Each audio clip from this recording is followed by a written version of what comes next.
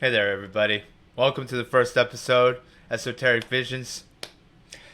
I have an awesome story of a 22-year-old soldier who experienced a coma, near-death experience, telling us a little bit about his life leading up to it and experiences prior to it. It's a fascinating story. I'm really excited for you guys to hear our conversation. Just letting you know, the first little part unfortunately didn't record. It's just him introducing himself, basically telling you growing up in a good childhood home, very open family, non necessarily religious, but giving him enough room to explore. Without further ado, let's get into it. Quick side note, because of what we talk about and being a part of the military, he asked to keep his identity anonymous. So I won't be showing his face, just to let you know. But I just thought I'd add that. But enjoy. Fall under any like religious beliefs or anything. So I kind of was just left to like explore with any question I had growing up. They do the best to give me a honest answer from all walks of life, and it really opened my mind to a lot of different things. But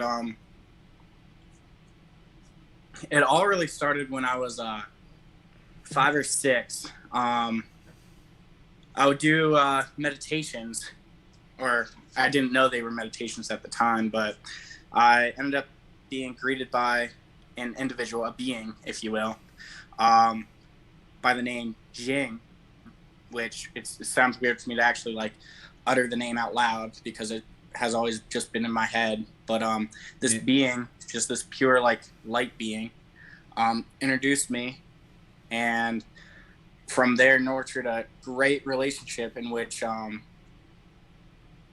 it explained so much, so many questions that I had been wondering, and it kind of followed me out throughout life. And it wasn't until I turned 13 that I had the final meeting with this being, and it explained to me that it was going to go radio silent for a while because of just where I was at in my life, but we'd meet again right before I turned 22. And I had no idea what that meant. So But I did tell my it mom literally at the told you time. that you would meet back with you in your later years like that? Yeah, gave me the age and everything, and I actually had long forgotten about him, or I really should say it because it didn't really have a gender. But I forgot about the whole thing until uh, 3 months before I turned 22, when through work I had a near fatal brain injury that left me in a coma for, to this day, I don't know how long. But Can I ask yeah, you real quick? So, what was your mentality going into the military? yeah. So my mentality is or was, I wanted to be a part of something greater than myself. I wanted to, get out of my hometown and everything, but I wanted to be like a healer. That was my biggest thing. So I came into the military with medicine, and pursued that for a good 5 years, and got to work on a lot of people in critical condition and really bring them back from the grave. But honestly, it all kind of rooted in just like the pure like energy that this being I had when I was younger conveyed to me. It was a solid like golden light, if that makes Yes, sense. yes, of course.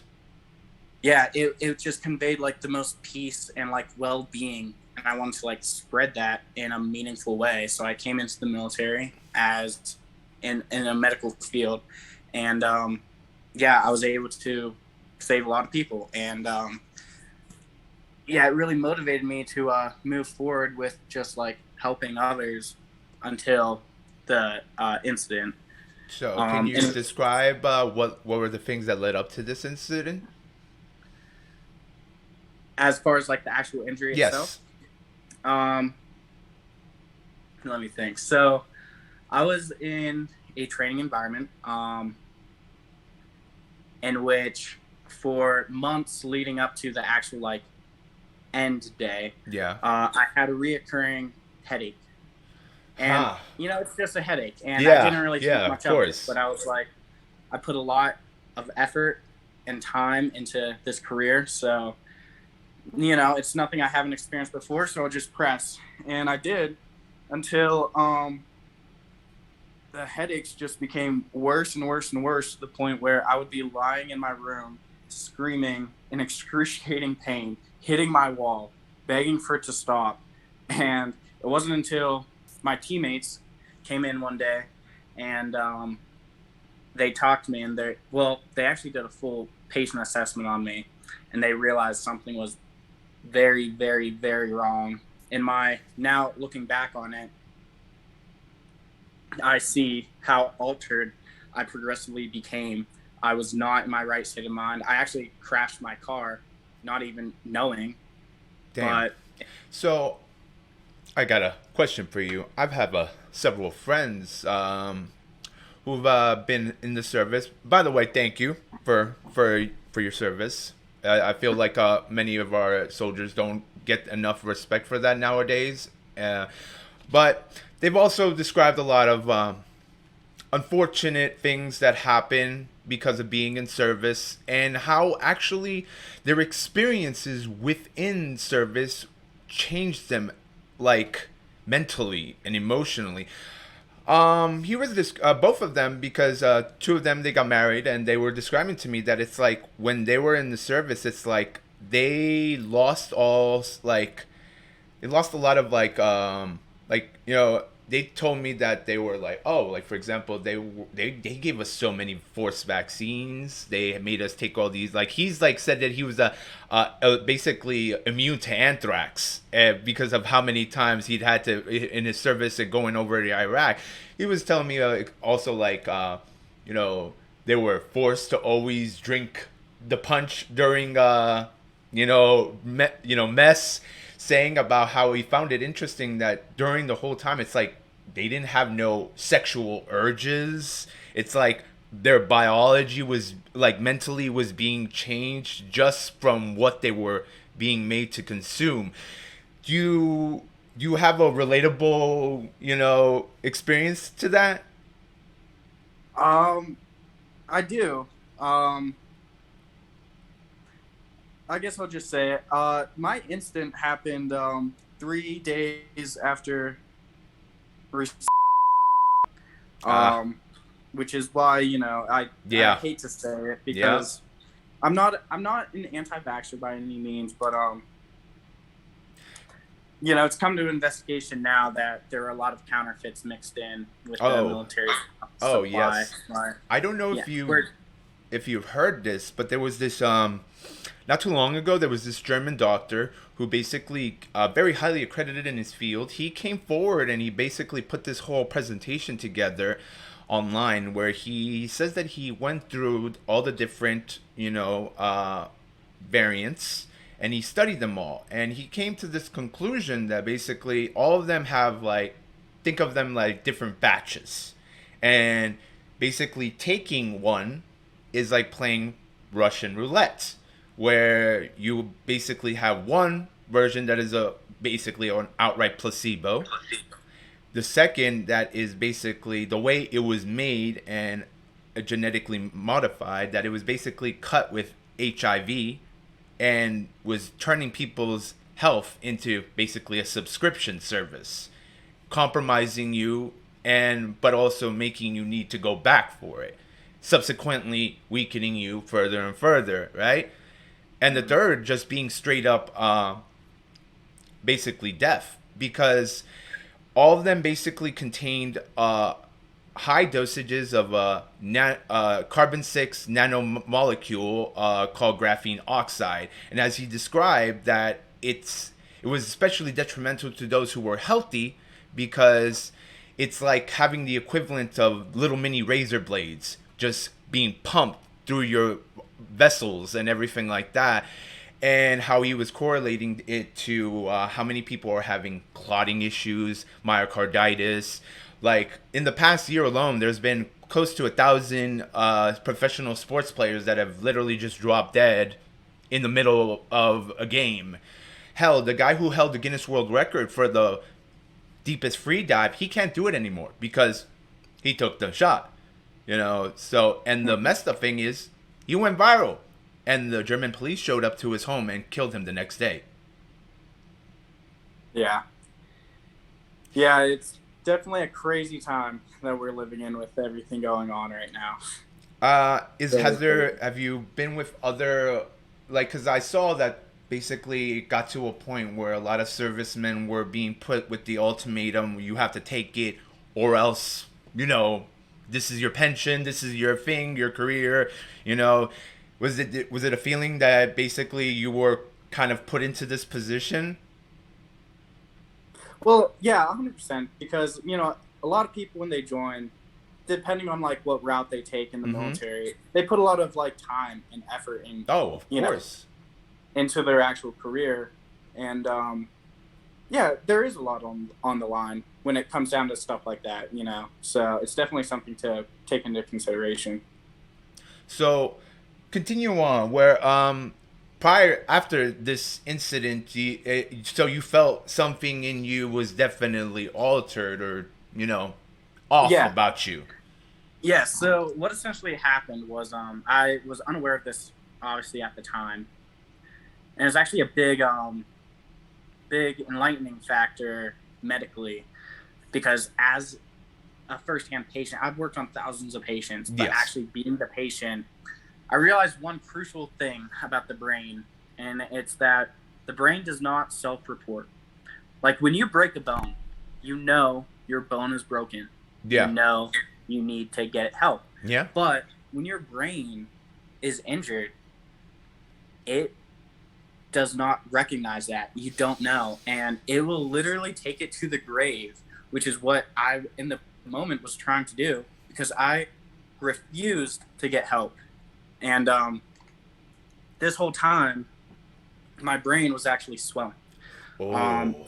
yeah, I had increased intracranial pressure, which ended up causing my brainstem, the part of the brain responsible for respiratory, Yeah. drive, heart rate, everything that keeps you alive, that ended up becoming herniated. Oh my Um, God. Were you having yeah, internal hemorrhaging? yes. Oh. And yeah, the initial MRI, when I went into the hospital, I don't really even remember the process, because at that point I was so altered. Like parts of my brain were shutting down.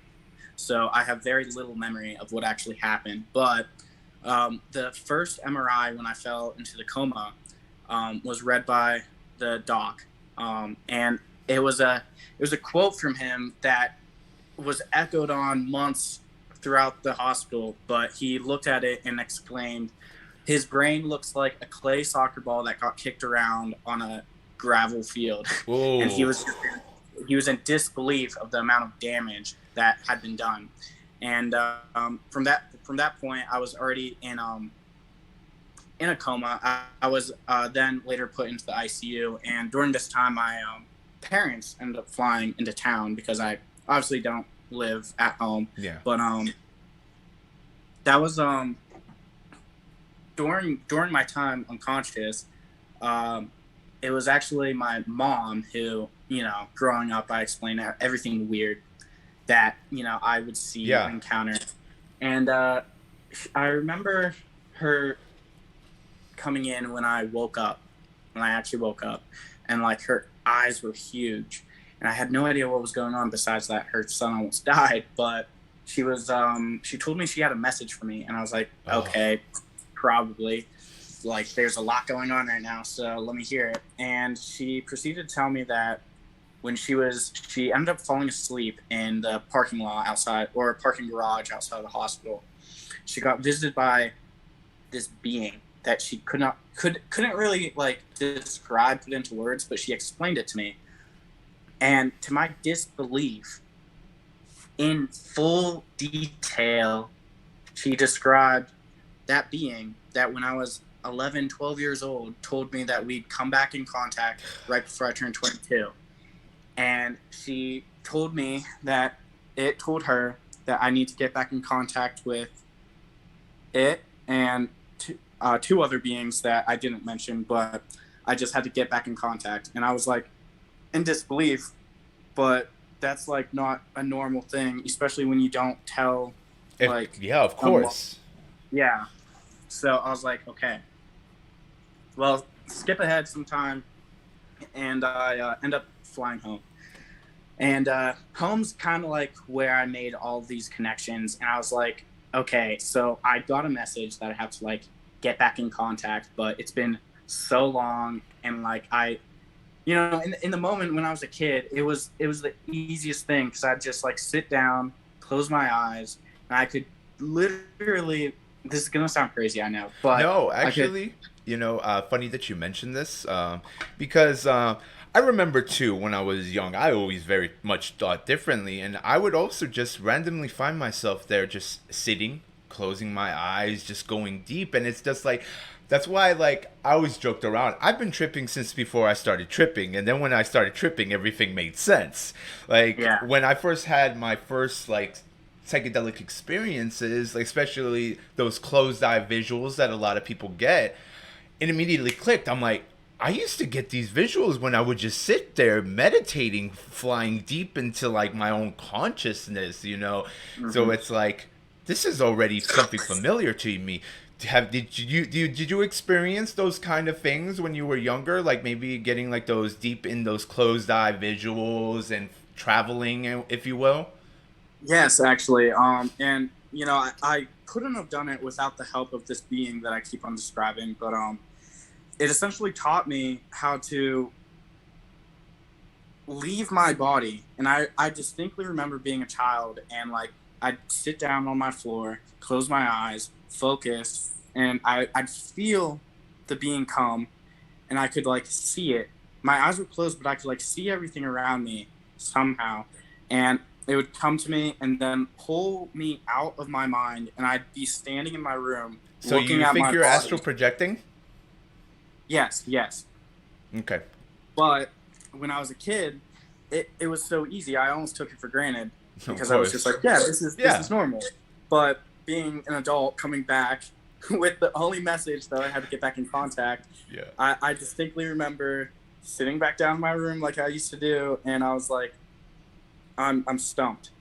But I remembered that at during that last interaction, anytime I'd ever have an interaction with any being, immediately, because I knew I would always forget, so I would write everything down, and I kept a Perfect. journal, Yeah. and I ended up going to the journal to the last day that I saw them, and to my disbelief, I flipped to the last page, and Jing had left me a detailed, like, in case of emergency, do this. And I was like, there's no way. Like this whole time, I'm just like, I'm my own skeptic at this point. I'm like, Of this is course. stupid. There's no way. Yeah. But I was like, all right, just disbelief for a second. Let's just see what happens. So I, go through the instructions. I do everything that I wrote down, and then Real quick, can I ask oh, you, what did he describe?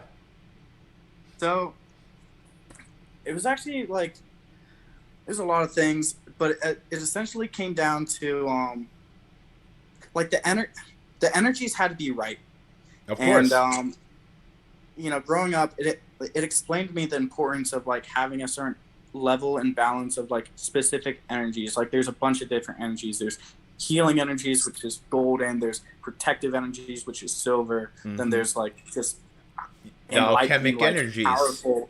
Yes, there's powerful energies which are blue, but essentially I had to just find like the symbolic representations of these energies and like confirm them. And I guess this is important to mention, but one of the most crucial pieces of information that it was passed down to me was anything in that realm of existence, to in order to reach it and connect to it in the physical realm, you have to create like an energy bond between An anchor. that. yes, actually, an anchor. You have to create anchors. And thankfully, growing up, it talked me through creating these specific anchors. And there were actually four of them. And then I just created these anchors in the way it told me to. And then I was just to focus on like the energies that it created and like focus on the name, the name of the being, just like almost chanting it in my head, like in the mental form, because saying the name out loud, it doesn't really carry or convey the same like power that like actually like hearing the name like almost telepathically, if you will, actually has. But Um, essentially, like, I don't mean to interrupt you.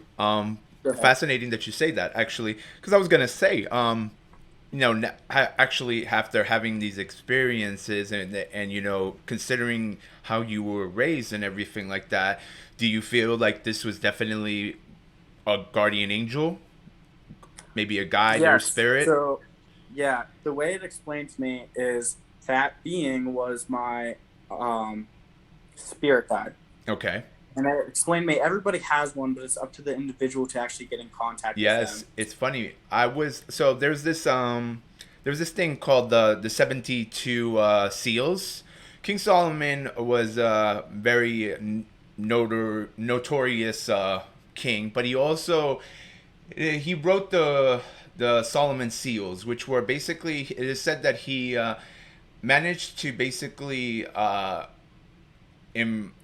channel and imprison to a degree 72 demons that he made work for him, along with classifying the 72 angels that are its counterparts.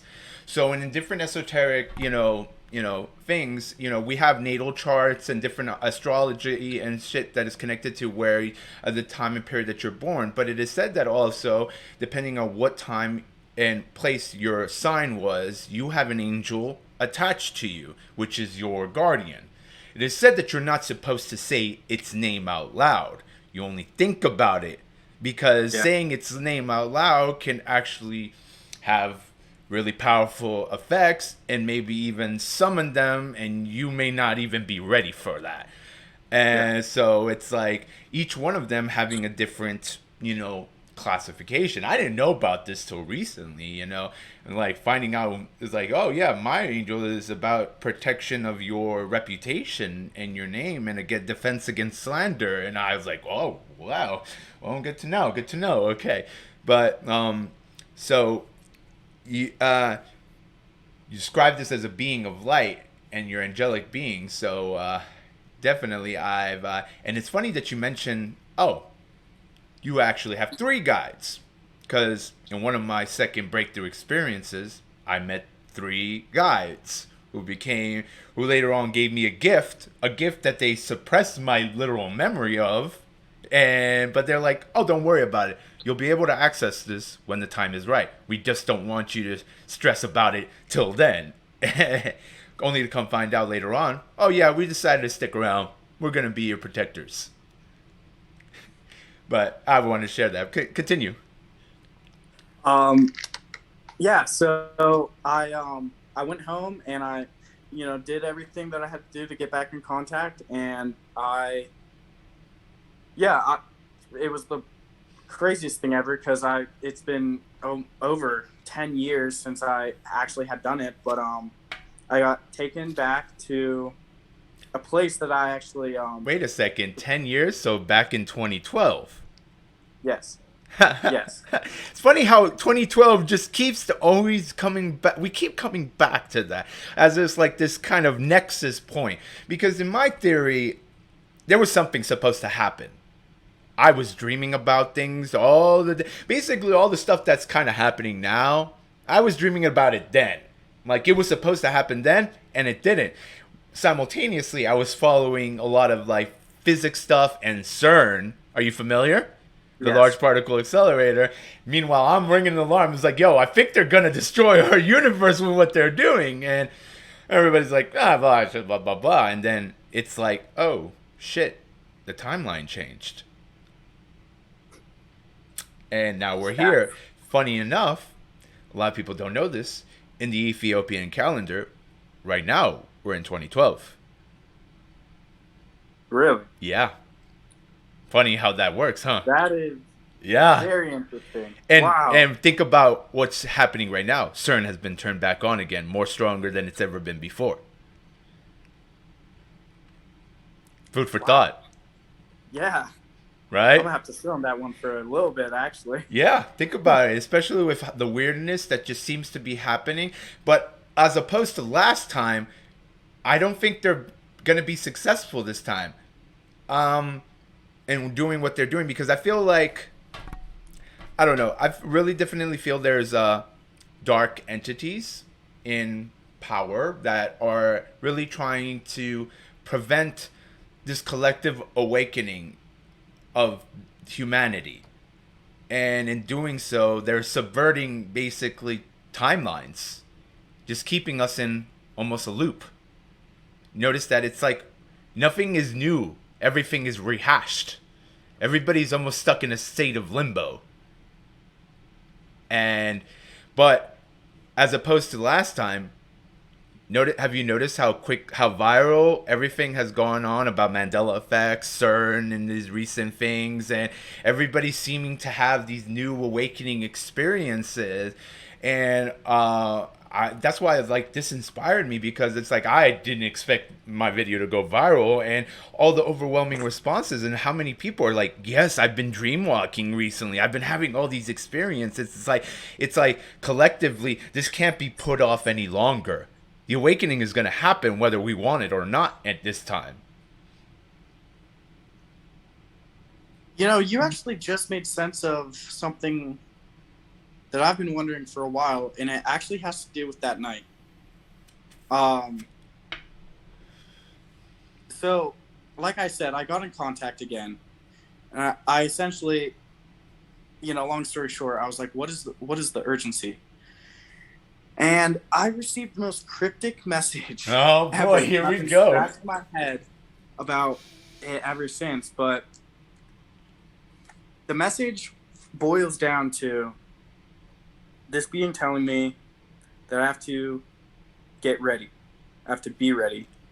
And surprising enough, and this actually did surprise me because growing up, receiving the loads of information that I actually did, seeing the things that I seen, like experiencing what I experienced, like it was so much. But the one thing that it told me was just to keep it to myself. But this past meeting, it completely changed its tone, and it was like, you need to start telling people living your truth. And I was like, yeah, it was like you need to teach what we taught you. You need, like, people need to know because something is coming. And I was like, yeah, you just gave me goosebumps. Because that's follows along the lines of the being that I met in my second breakthrough experience.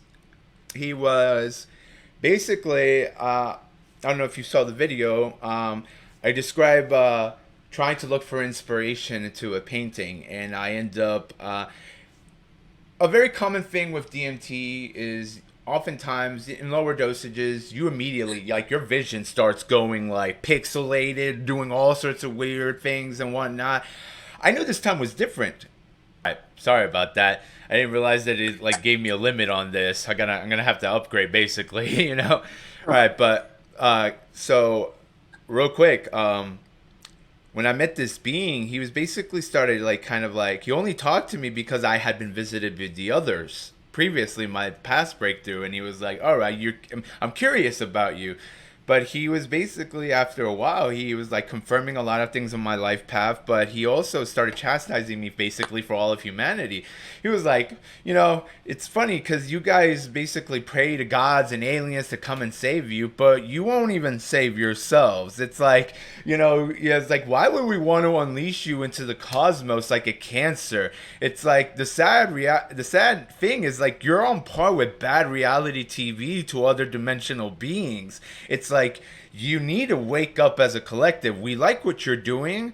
that trying to open the minds of others, and you need to continue doing that. But it's like you guys are running out of time. Your loop is ending, and it's like if you don't wake up, who knows what's going to happen to you guys. And it's like you don't realize that your what you call your junk DNA is literally your keys to divinity.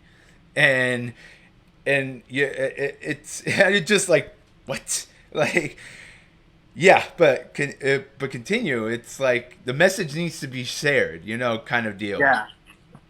Yeah, and honestly, hearing that was, like I said, surprising because for the longest time, I was just to keep it to myself. I was to just learn and like absorb, essentially. That was my only job, to absorb information.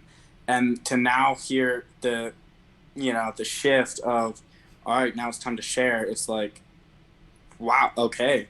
Like, wow. It's funny. That's Think crazy. about the timing and think about what we just said. Exactly, yeah. It's Honestly, yeah. it's you see, and then when we get to these kind of things, it's when we start, and this is why I wanted to do this too, because everybody said oftentimes will be like, oh, this is all just in your head. Or even just talking about the psychedelic experiences, oh, it's just the drugs, or just this thing. But it's still like a lot of people don't start to take the full stories in and start to see that oftentimes there are corroborating events that happen that's like, oh, proving this, like, this wasn't just in my head. This is connecting to other things. And it's just these recognition of these underlying patterns that it's like, if this is all in our head, then why are there are these connecting threads that lead back to other people, corroborating these experiences, how similar it is down the scale of having outer body, near death, psychedelic, all these different things. It's just like we can't fully say we understand what consciousness is, what Yeah. other beings are, what dimensions are. It's laughable, the visual spectrum that we can even perceive, the audible spectrum that we can hear. It's like, how can we really say for a defined thing what is real, and discount people's experiences as just something in our heads? Yeah. And I actually really agree with that because that was during my injury. One of the biggest eye opening things that I experienced was when I woke up, because for 2 months after I woke up, the damage done to my brain affected a part of my brain that was associated with facial recognition. Something you don't even like think that. Fascinating. So you have face blindness. I did. I had since it healed itself somehow, but for 2 months I would be talking to somebody and in my head I'm like, I know that I know this person, but that is not them. And like it was like the slightest thing, but like it really puts into perspective, your reality is truly only how your brain perceives things. And something that was explained to me was the brain itself is essentially like a radio, and you have it tuned to a certain station. But what happens if you change the tuning and tune into a different station? Like, and that's honestly, I love that. It reminds me of how of this movie that I watched called John Dies at the End, and how they basically describes those, like, we don't know what's out there. It's like the country music station. You may not listen to it, but its wavelengths are still out there, still pumping, yeah, and it's just like, it's only till when you tune into it that you actually are part of it. But these things don't go away. So it's like, yeah, how do we know, again, what is really around us when we're only ever tuned to one frequency?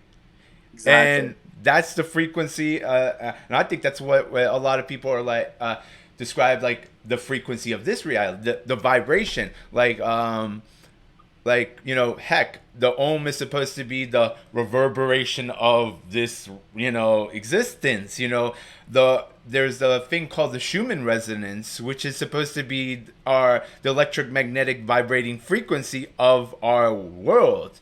So it's like the whole theory and kind of thing. It's just like, heck, if you were to be able to even to a sense vibrate yourself to a different frequency, what kind of effects would it have? It's supposed to be the whole reason behind chanting. The guttural is the monks and everything like that are saying that it's to tune you to that different frequency, to open those different energy centers. So it's like we can't discount the notion of what vibration, because that's why I think even just in quantum physics, everything is the illusion. It's an illusion of a solid reality existing in a quantum wave of potentials, because basically solid matter is a wave of potentials until the observer, us, interacts with it and collapses the wavelength, making it into a solid defined reality. It's like that whole thing. It's like if a tree falls in the woods, does it make a noise? It did. It didn't. It never was there. It's always been there. It's only till you interact to make it a defined reality. Yeah. There's so much we don't know. That's all I know. That Exactly. is the one truth. Exactly. And a lot of people, and it's very frustrating, to try to have these kind of intellectual conversations or debates with people that are just like, no, I know, I've read this. And it's just like, no, that's not even real. It's like, yo, you're not even leaving room to question your own beliefs. So how are you even growing as a person?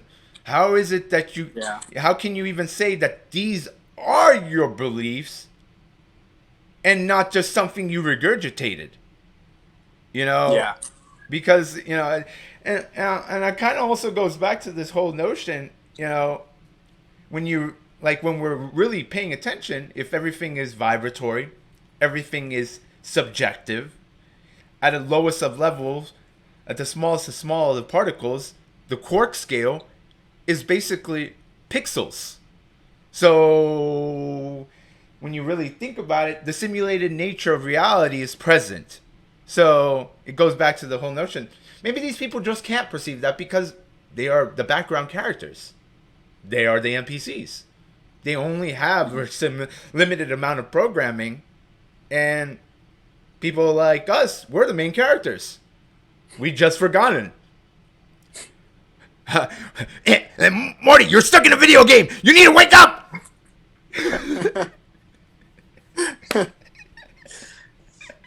Yo, that cracked me up when people were like, oh my God, you survived cancer and you went back to work at the rug store? I was like, no, you didn't. But then, the timing of it, again, it's like, there's no coincidences. It's like, I've had too many dang things happen to me that it's just defy coincidence. It's just patterns at this point. To be able to recognize patterns, and how many oftentimes it's like there's someone there to corroborate these events. So it's just like, no, you're not crazy. This happened. You experienced this. But then at the same time, it's just like the simulation. It's like in the newest episode, the simulation will let you know you're in a simulation, but you're not paying attention. And the timing that I released that video, I go viral.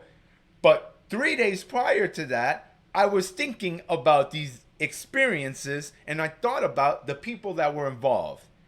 These people who I lost contact with for years now, and then only to come find out that they found me again because of the viral video, and they were also thinking about me the same time length prior to this happening. And then, pop, the connection is made again. And I was just like, and then to find out that when this went viral, the new episode of Rick and Morty had released, and everybody's like, oh, it's like the new episode. I'm like, what are you talking about? Rick and Morty's back on?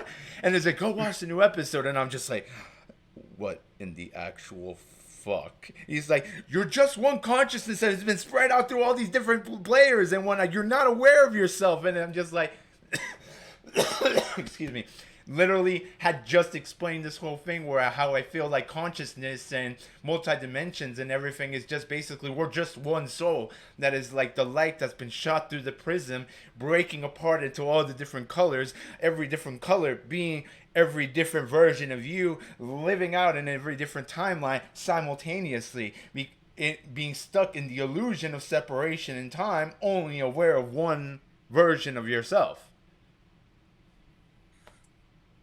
Yeah. Shit's weird, man. It's like, shit's too weird to just. That's why it's like, I hate it.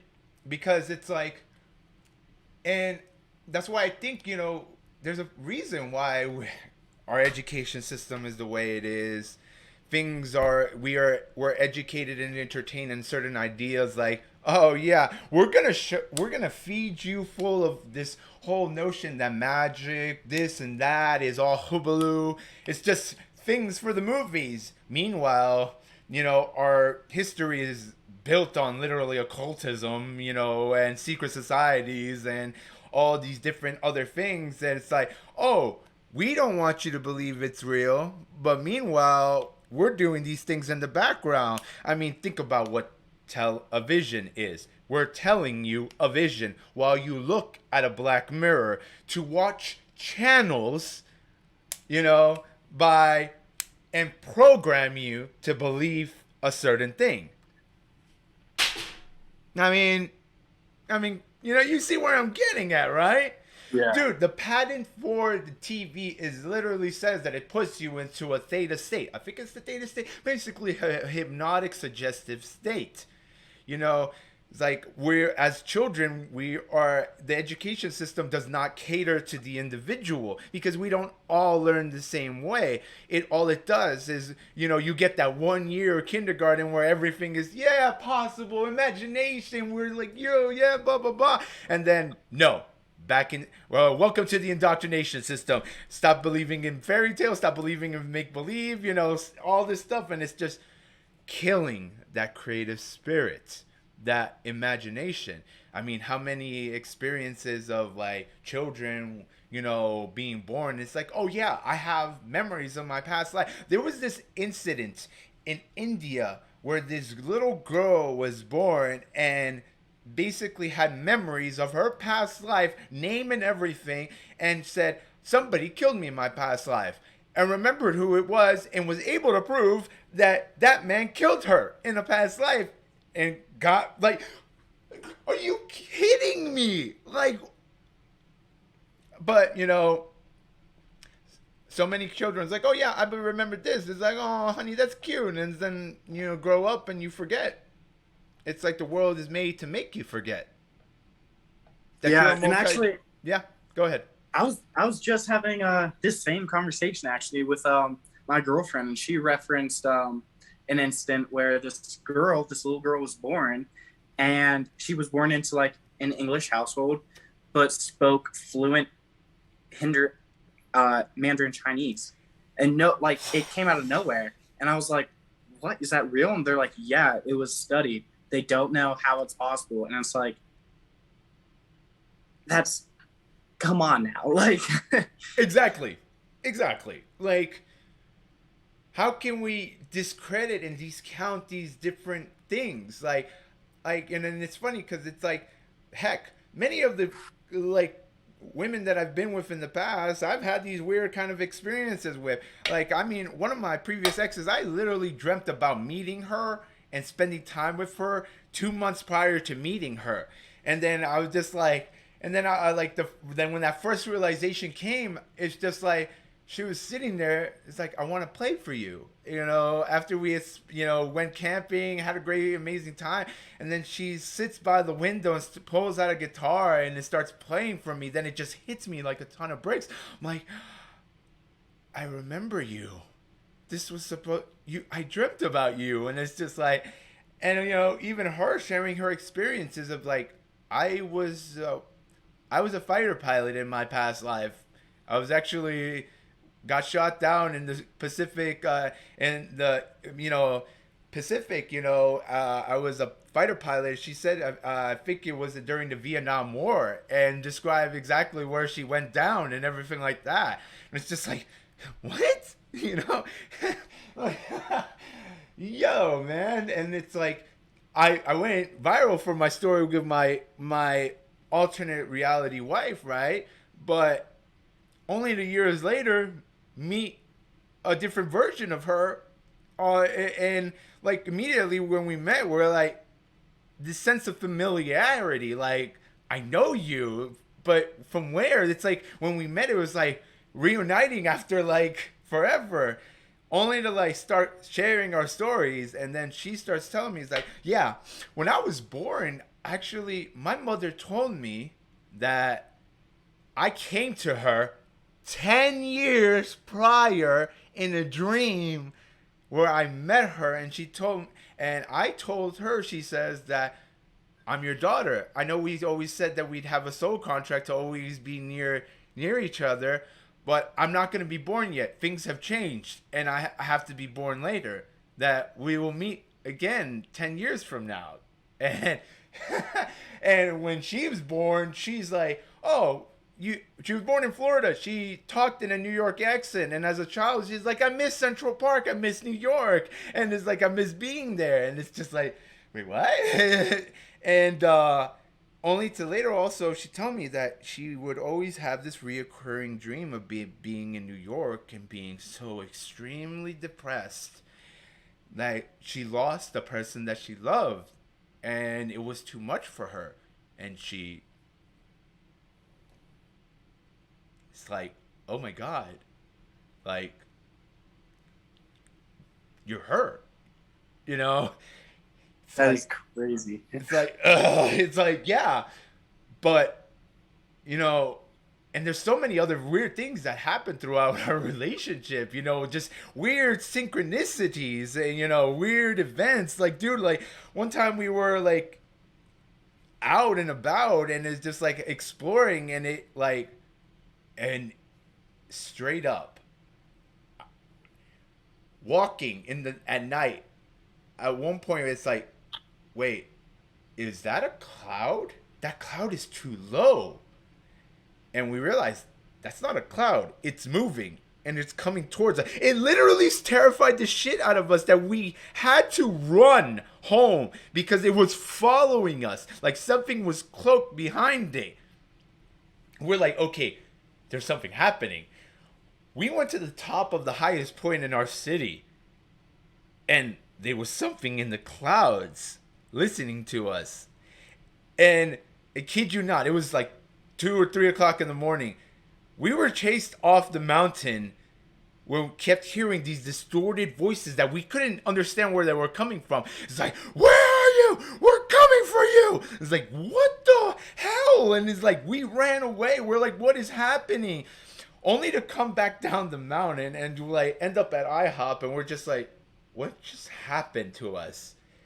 And I was like, for some reason I decided, like, we're waiting for our food, I pulled out the book that I had just bought in earlier that day when we went thrifting. It's like, oh, The Giver. I've always wanted to read this book. And I'm like flipping through it, and in the beginning of it, it's basically described, oh yeah, in the darkness of night, the ship made itself known and started following them from where, like, wait, what am I reading right now? Like, okay, she's like, what are you reading right now? And I'm just like, it's The Giver. And I'm just flipping through the pages, and then in the back, it says, the girl in blue. She had blue hair at that point in time. And it says, the girl in blue, her name was... I'm like, what is happening right now? Like, I'm like goosebumps right now. It's like, what? We're like, and at that moment, we're like having this realization, and it's like we look around, and it felt like the most Truman Show moment, because the few people that were there, like NPCs, just all started staring at us. Like, okay, I don't even want to eat anymore. We should go. Like, What is reality? Honestly, What is honestly. reality, man? Like, that's what we're that's what we're about to get down to. We're gonna get to the bottom of this. That's the whole goal of this. Connect all the lines. Connect all the stories. Show. Try to get to the bottom of like, what are we really? You know, what is the soul? Yeah. How connected are we? You know, see the lines that connected everything. The Vedas call it Indra's net. The Native Americans is the Great Web. You know, quantum entanglement. This, they did these studies that basically they found that can intention affect things in the past just as much as the future. They did this study where they were trying to figure out. They had this random noise generator, right? Where it was a machine that would just randomly generate these different tones for on the left ear and the right ear, right? And they did a study where they generated these tones already pre-done, right? And they had people listen to them, right? And then they had people listen to ones where their intention was to automatically always picture before listening to this, imagine that you want to make it that there are more tones in one side of the ear than the other, right? And as they started doing this, enforcing this, they came to find that this random generated tones, the people that were forcing and thinking the intention that they wanted more tones to generate in these already pre-generated recordings, they found that they were able to like alter these tones in a basically in a recordable way that it's like, okay, what are the odds? These things were already generated, and as opposed to the controlled, ones generated tones that and the ones that were, we were trying to manifest different results. It's like the results were very staggering, and it's like it can't be like ignored. That it's like, wait a second, did intention just literally manipulate something that already happened in the past, in the present? Like, time. What is time? Nothing but an illusion. It's like just caught in these loops. That's what I'm saying. We're just caught in loops. The Yeah. biggest, like, I love that line from that movie Waking Life. The biggest mistake you can make is to think that you're alive when you're actually asleep in life's waiting room. So, do you have any like, for example, how was your memory afterwards? You said you described face blindness. Did you have any issues remembering things from your past, or did it bring up a lot of new repressed memories? So thankfully, everything from my past was intact. The only the memories that I was missing in the moments were later brought on by, for example, like 2 or 3 months after I got out of the hospital, I had to go back in for another MRI. And just that first time of being back in an MRI, it was actually just hearing the sounds of everything. It brought back the memory of them putting me in the MRI while I was in the coma. And strange enough, while I was in the coma, I had two distinct memories. One was of a Skype call my family made to my niece back home, and them explaining, just essentially like telling them everything that was going on. But it was the weirdest thing ever, because the memory was I was standing with my family. Even though when I explained that to them afterwards, they were like, no, you were unconscious, like you were already in the coma at that point. So I was like, that's interesting. He's like, no, Okay. it wasn't. No, it wasn't. Yeah, I was there the whole time. Are those the only memories that you have from being in a coma? Because a lot of people describe that they remember hearing the people around them, or certain things. A lot of, I mean, it was kind of hit or miss, but the memories that I do have besides that, it was essentially just everything going on around me was playing out in my head as a dream. So it kind of just felt like a really long dream that, different aspects of it I could extrapolate, and they'd be like, yes, this was said here, that happened here, blah, blah, blah. So it was like, okay, so I was essentially just in this long dream that just lasted the duration of however long I was out. Freaking A, man. So, after all of this,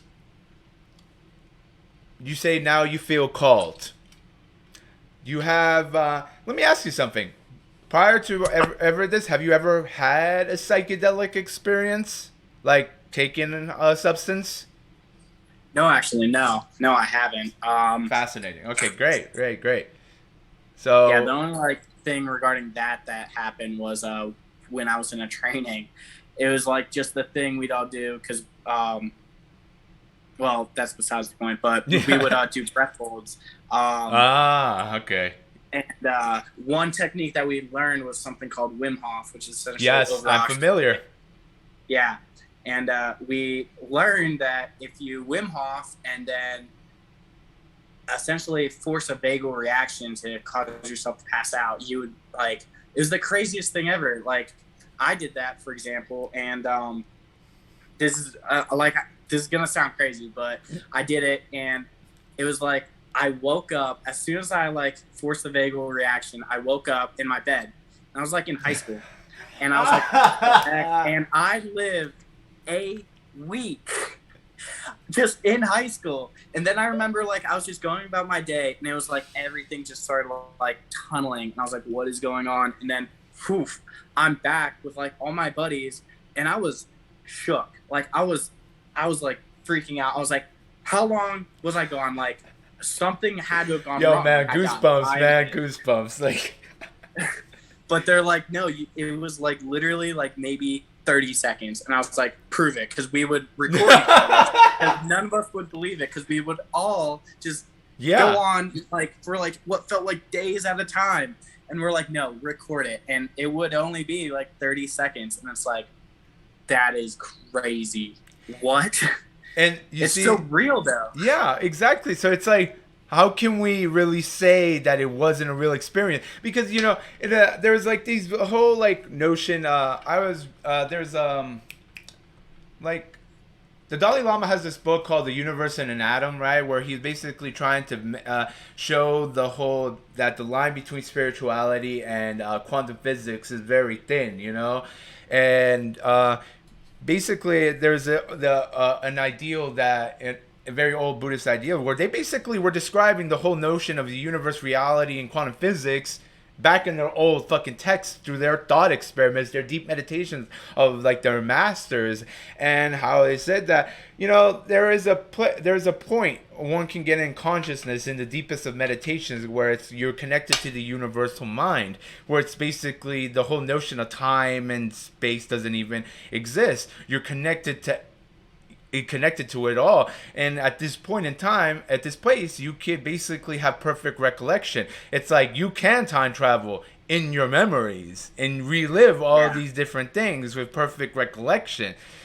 It's like, it sounds like, almost like these kind of experiences, which is hilarious because think about how it happened to you through breath work, Yeah. basically. And breathwork being one of the most main proponents of these kind of practices of opening the centers, and such. It's insane. Yeah. Yeah, dude.